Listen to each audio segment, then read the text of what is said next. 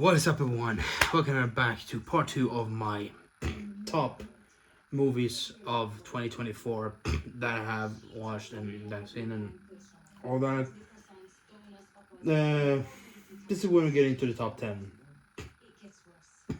And this is also where this is part 2, and then this is where I may talk about some of the honorable mentions as well. If I get to that. If I don't, I don't. But I may mention some other things in here. And as we left off last time, the number 11 one was Argyle, and the as follows. This is the one so far. From number 25 to number 11 goes Borderlands, Joker 2. I'm not gonna try to pronounce the title. Wicked, Terrifying 3, Kung Fu Panda 4, Madame Web, Craven the Hunter, Venom the Last Dance, If, Moana 2, Gladiator 2, Fall Guy, Dune, Beetlejuice, and Argyle. So, what is the top 10 then? These are some movies that I do enjoy, and these are some franchise movies, and these are also left the biggest impact. Especially the top 5 for me have been the most fun. But let's just start off with number 10 is Godzilla and Kong, or X-Kong, however you want to say that. This one was very good and very fun. This is a solid sequel in the kind of monster-verse, whatever you want to say, or the Godzilla-verse, whatever you want to call it. This kind of thing, because it has been going very solidly with this universe. All of these movies have been good, and even the show, what was it called? Got a name. The show as well that is connected to it on Apple TV.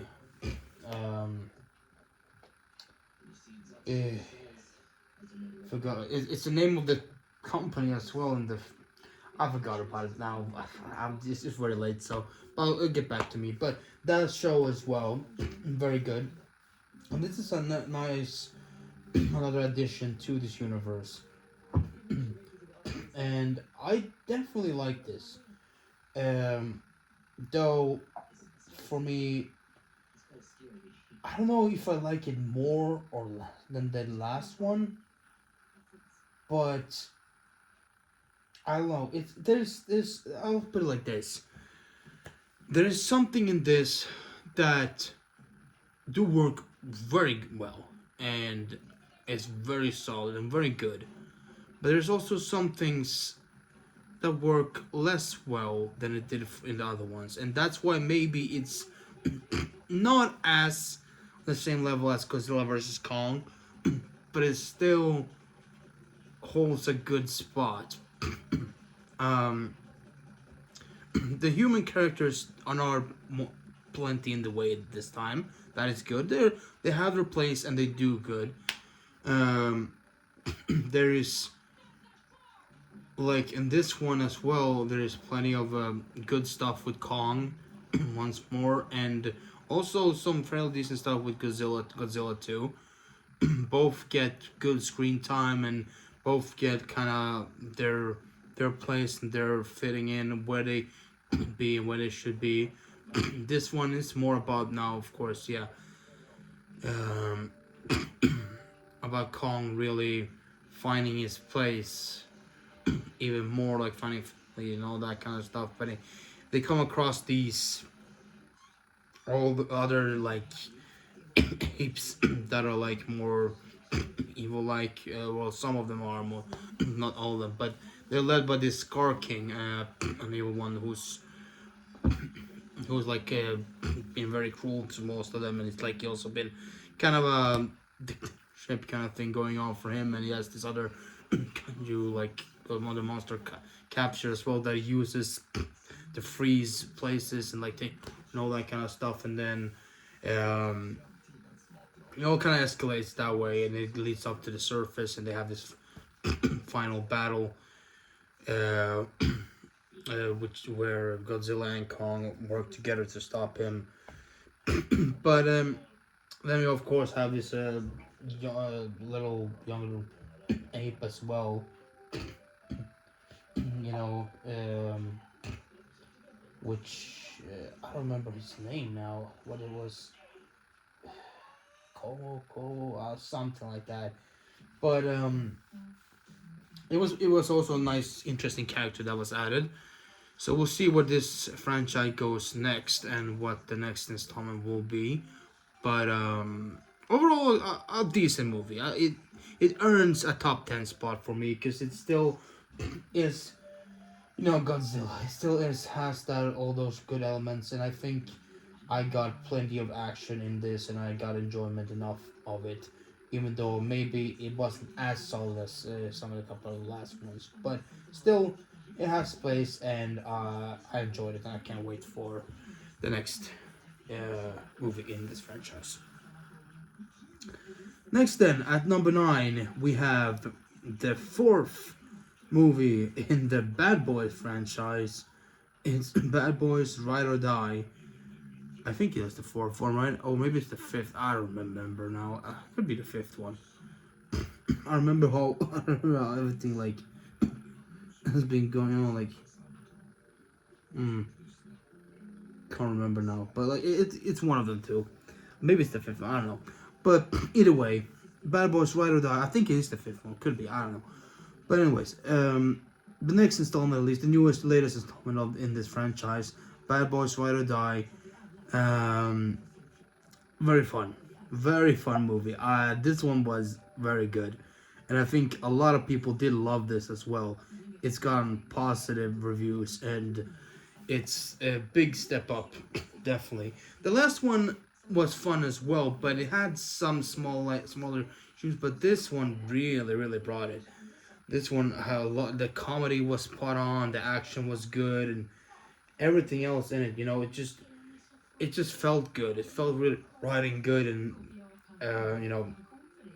everybody did a great job. Will Smith, Martin Lawrence, Vanessa Hudgens in this too. Ludwig, Paula Nunez, Eric Dane. Like there's some good people in this as well. So, and a lot of extras too. But a great cast, great story, like and great overall feeling. I had a blast. I had a real blast watching this. Actually, with my mom, and it was really fun. We both had a lot of fun with it, and it's one of those movies you can just sit and enjoy and have a great time with. All these Bad Boys movies have been, and it's very fun. And I have heard that potentially there will be another one. There could be another one coming up.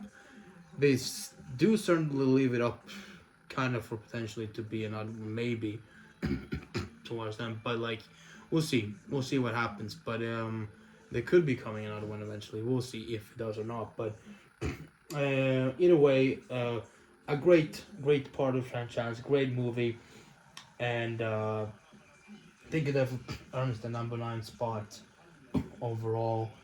Isn't it not higher? Well, it's just this is purely because some of the other ones leave an even bigger impact. Not really because of quality, more because of overall grand feeling, rather, should I say, or like deeper feeling and impact. And then another movie that definitely did also leave an impact, from going from comedy to more serious type of thriller action drama kind of way. It's Civil War. This one, going into this one, I wasn't really 100% sure what I would get, but it looked interesting to me. This one did look interesting to me because it had a good cast. It had a good overall kind of feeling.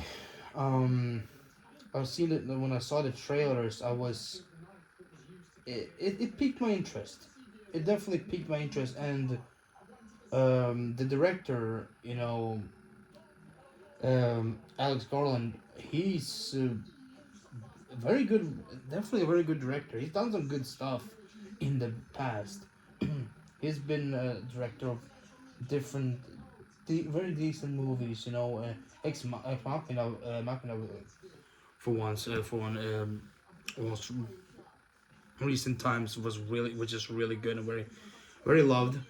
Um, Also been a screenwriter for many decent movies. So I think I was going to the film like a very positive of it, and what I got from it was both both bad and good.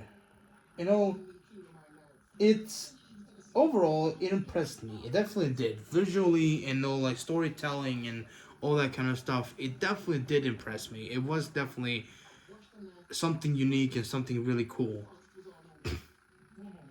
But on the other hand, as well, there were some parts of it that felt a bit off. If I say, I don't know how to really say it and how to really explain it, but there were some parts that were just not fully fitting for me. But overall, it still was a very solid film. It definitely was. It was. It had its great. It kept a great feeling, like sense of dread and kind of this harsh reality environment of this kind of, should I say, wouldn't really say post-apocalyptic, but kind of war zone, feeling like war zone, like thing. Because it's not post-apocalyptic, it's during a war, pretty much. It's a civil war. That's the name of the movie. It's a civil war in the United States, and you follow these this one woman played by Kirsten Dunst, who's the reporter for this, and there are a few others in her team too. That also do this help her like yeah with this reporting stuff and all have different types of job and uh, not really reporting but like yeah kind of war photographer kind of stuff and one is a reporter, one is a photographer, one is like the kind of like news team about the war kind of in a way. And they also have this young kind of up and coming photographer as well, played by Kelly Spina, whose name is Jessie. Is she joins in there and this one it ends in a bittersweet way. I won't give it away, but I will say it doesn't fully end too great for one characters, but it still but that ending does still make sense in some way, but also it was a bit like all of a sudden just a bit okay, like that's what they're doing, but it's still I can kind of see where they were going with it, but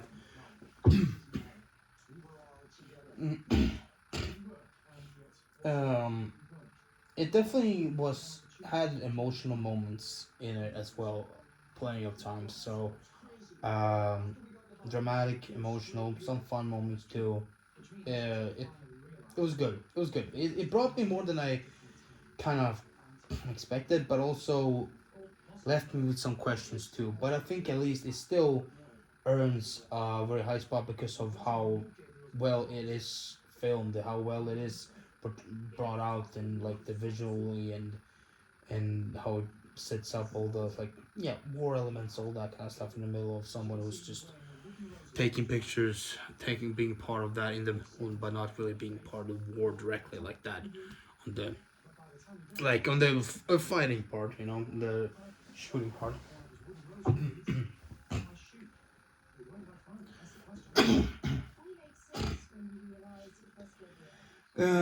So it earns a number 8 spot for that. Next up is Ghostbusters Frozen Empire. Yeah, now we are entering into high categories, and this is another franchise movie that got a mixed reaction, but mostly positive. Um, I would say this one, story wise and element wise, overall, is somewhat better than Afterlife. but also it has its own problems in some ways, but it's not problems that really take away too much from the movie, and they're just minor stuff. Because overall, I think this one was very fun. Um, it definitely was a lot of interesting feeling to it. And Paul Rudd, as always, very hilarious. The younger actors, they do a great job here. I think even better job than last time. And of course, the OG Ghostbusters, you know, except for Harold, but all of them there. Bill Murray, Dan Aykroyd, Ernie Hudson, um, and of course, uh, lost the trace of thought there.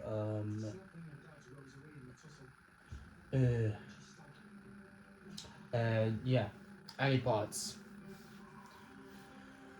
Um, the OGs, very good. I love it. I love them being there. I love them returning.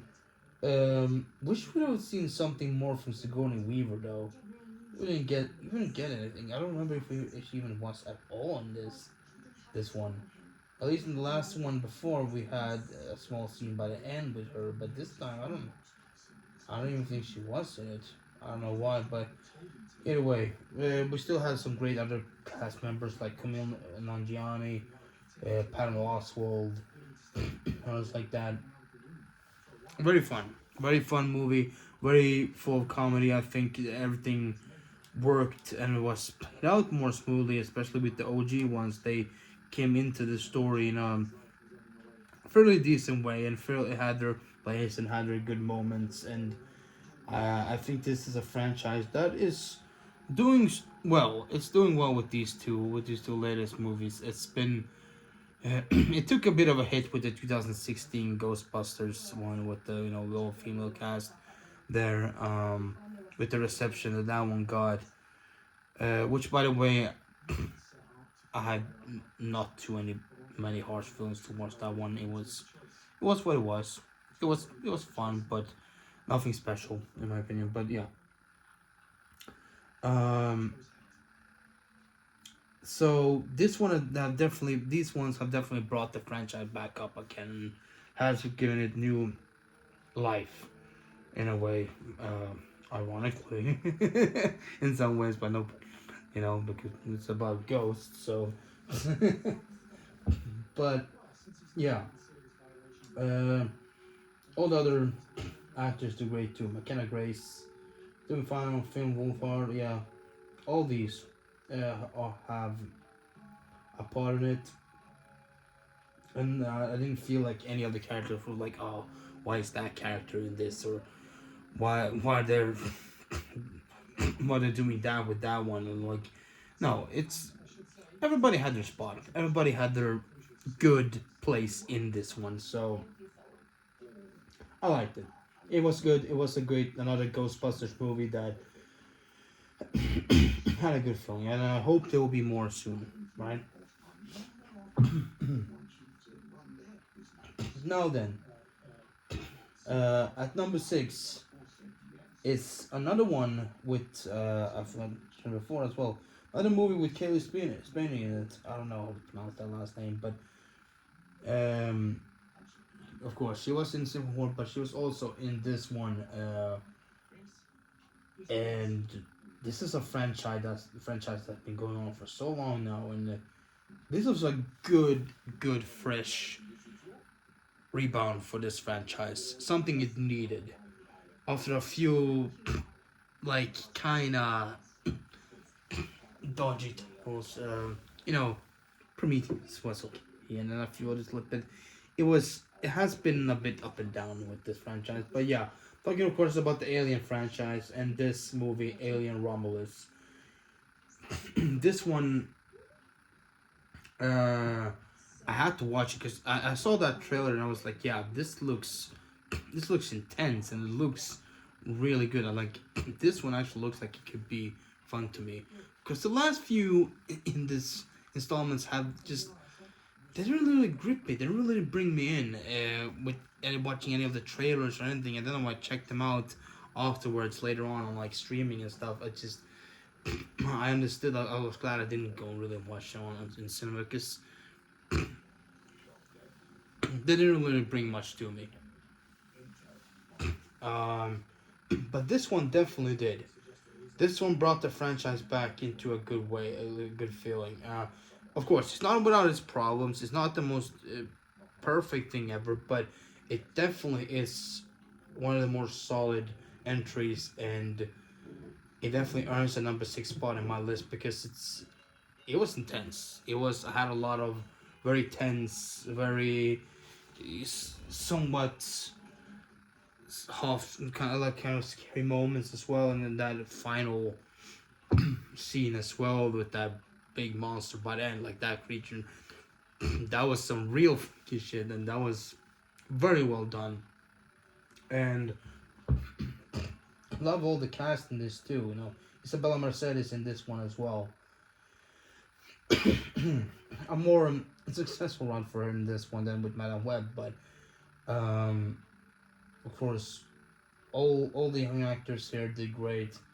Um, there's of course one type of cameo in this that comes in later the movie, which I'm not gonna give away, but it's could be hit or miss. It's like I've seen some people thinking like, yeah, it could have been just wasn't really that big of an impact. Could have been any other type of character, and that is that type of character, and it could have just been the same feeling. But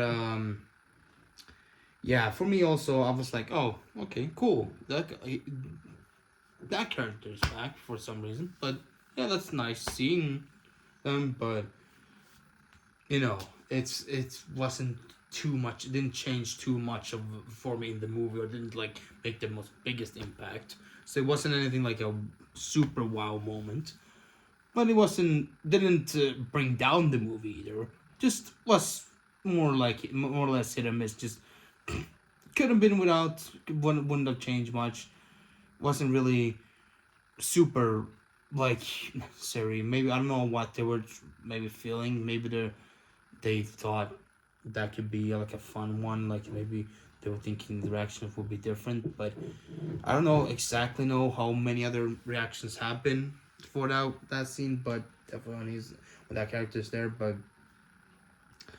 it's for me personally. Just yeah, it can go either way. But overall, this movie was very much solid, and I'm very happy I watched it.